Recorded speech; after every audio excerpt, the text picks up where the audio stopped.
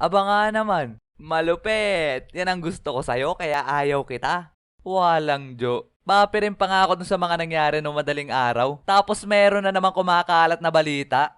At nung pagkatapos namin kumain ng lunch break, ay dumiretsyong punta na kami sa aming room. Tapos bigla kami sinalubong nung dalawa kong tropa. Tapos sinabi nila sa akin na kinausap daw nung dalawang GF nila kanina yung isang babae na nagkakagusto daw sa akin. Tapos pinagsabihan daw nila to. Talaga naman napa-timeout ako ng mga panahon na yon kasi sobrang dami nangyari sa isang araw lang.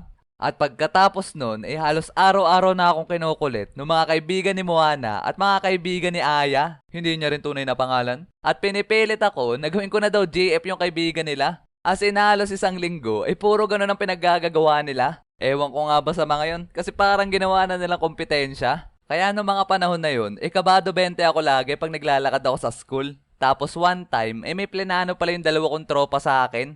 Oy pre, laro tayo mamayang uwian ng Bleach versus One Piece. Doon tayo dumaan sa likod ng school. Get tara. At pagkatapos ng klase namin na yun, uwian na. Sabay dumiretso kami punta ng dalawang tropa ko dun sa may back gate. Tapos maya-maya ay hindi ko inaasahan na ambush pala yun. Tapos pinalibutan ako bigla ng mga kaibigan ni Moana.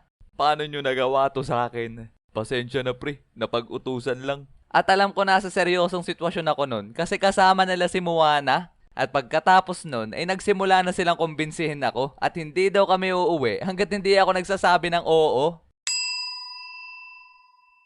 At makalipas ng ilang minuto ay grabe yung pagpe-pressure nila sa akin. Di rin ako makaimik ng ayos kasi naandun si Moana hanggang hindi ko na kinaya at napa-oo na lang ako.